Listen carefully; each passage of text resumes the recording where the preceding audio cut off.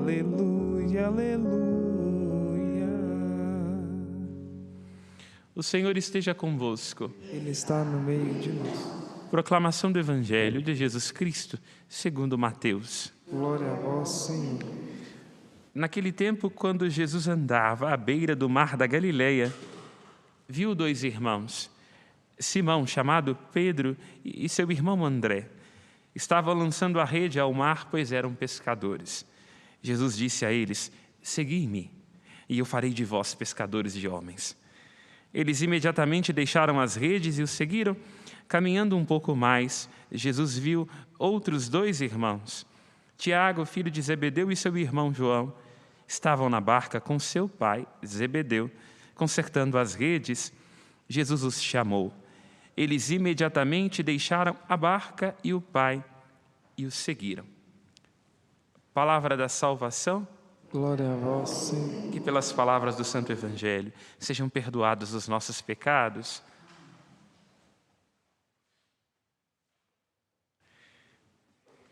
Caríssimos irmãos e irmãs aqui presentes, mais uma vez uma especial saudação e acolhida a cada um de vocês. Sintam-se em casa. Aqui é casa de mãe, casa de Nossa Senhora, casa de aconchego. Saudação também a todos aqueles que nos acompanham. Que a graça de Deus alcance o coração de cada um de vocês nesta manhã. Que seja um amanhecer de muitas bênçãos, com muita esperança. Que a graça do Espírito Santo lhes dê resistência a cada um no seu trabalho, nas suas dificuldades, nos seus encontros e desencontros. Uma saudação especialíssima a todos os que fazem parte da campanha dos devotos de Nossa Senhora, que ajudam a manter este santuário.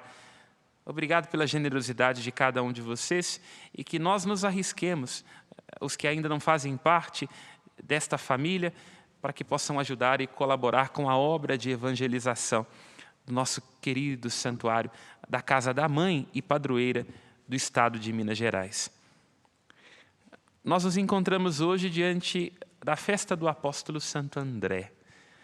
A igreja, desde o princípio, tem este cuidado de celebrar os apóstolos, agradecer a estes homens que deram o seu sim a Jesus Cristo.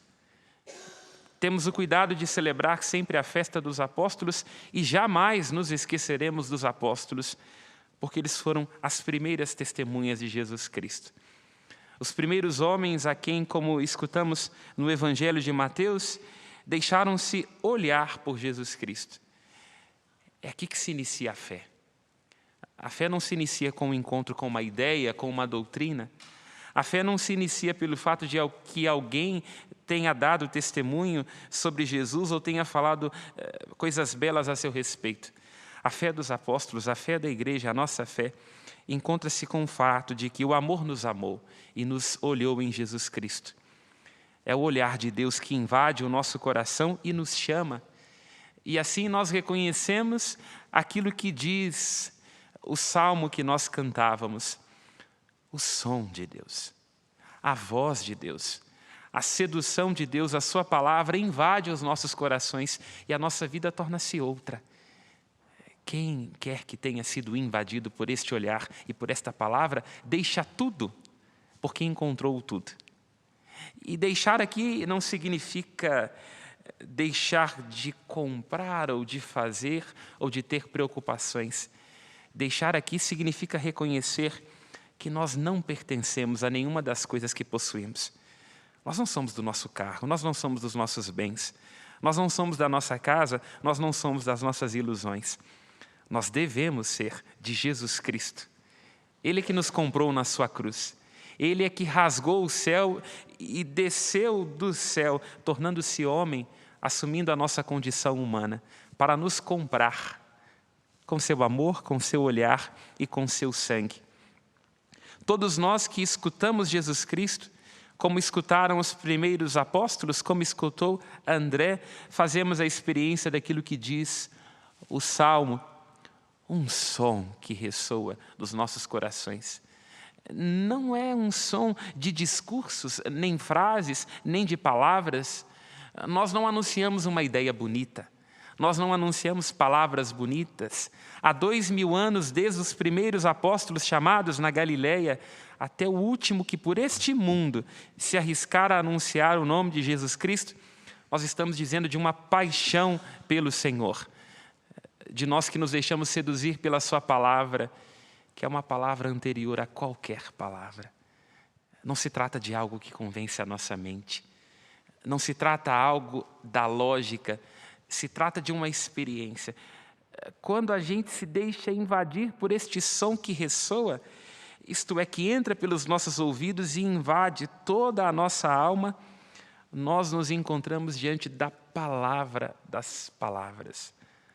A palavra que criou os céus, a palavra que ordena o universo, a palavra como nós escutamos o apóstolo Paulo dizer no seu evangelho, que é uma palavra capaz de trazer salvação. Uma palavra que é capaz de salvar-nos, de redimir-nos. Uma palavra que é capaz de nos curar. E salvação significa ser isso. Salvar-se, ser invadido por esta palavra, significa deixar para trás tudo aquilo que nos fere. Significa deixar para trás tudo que é escravidão, tudo que é pecado, tudo que é ilusão, para abraçar, como diz o apóstolo Paulo, a palavra da verdade, a palavra sólida, porque as nossas palavras humanas são tão frágeis, não é? Nós dizemos um sim e este sim se converte em não. Juramos amor e logo em seguida somos infiéis a esta nossa promessa, nos comprometemos e logo em seguida damos um passo atrás. Mas a palavra de Deus não. É uma palavra que permanece desde sempre e para sempre. É uma palavra na qual nós podemos confiar, porque Deus não mente, não se deixa enganar, não engana. E é uma palavra que é capaz de salvar. Por isso nós nos arriscamos a celebrar os apóstolos, por isso a nossa fé é chamada de fé apostólica.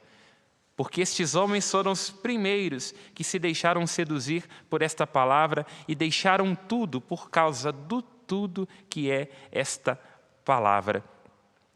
Nós poderíamos dizer assim, e é por isso que chamamos a nossa fé de católica, de apostólica. Cristo foi o grande acontecimento da história humana. Cristo significa que Deus desce do céu e se torna homem. Cristo significa que o Pai, desde toda a eternidade, que deu os seus mandamentos, que revelou-se a Moisés nas nuvens, escolheu ter um rosto. É isto. Quando nós vemos o Cristo, quem conviveu com o Cristo, viu nos traços de Cristo o rosto do amor do Pai. Entendem? Em Cristo, Deus assume uma carne, assume um coração humano, mostra-se quem é, o que deseja, rasga o seu coração, mostra quem nós somos. E este acontecimento, Jesus Cristo, a vida de Cristo, a paixão de Cristo, a morte de Cristo, a ressurreição de Cristo, é como uma grande pedra que cai. Lembra-se quando a gente é criança e brinca de jogar pedras na água? Esta pedra é Jesus Cristo, o acontecimento da sua Páscoa. E logo em seguida, quando nós jogamos essa pedra na água, não vão se formando ondas. Estas ondas que se formam são os apóstolos. Cada um deles tem a missão de comunicar ao mundo a experiência que fez com Jesus Cristo. É por isso que os apóstolos são chamados de as testemunhas, mártires no grego. Testemunhas porque associaram-se a Jesus, tornaram-se amigos de Jesus, deixaram-se cativar por Jesus e, tendo presenciado cada acontecimento da vida pública de Jesus, se põem a anunciar a boa nova do Evangelho. E os apóstolos deixam seus sucessores.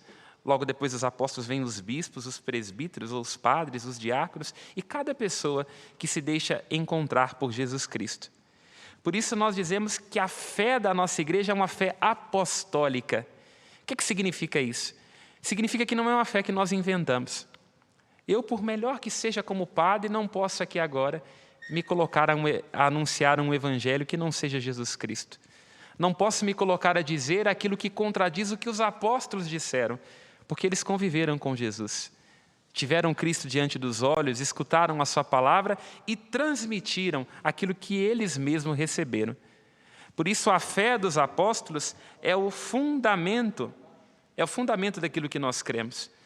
Tudo que nós sabemos, cada passo da igreja, o seu anúncio até que Jesus volte, terá sempre o seu alicerce, a sua base nesta primeira experiência.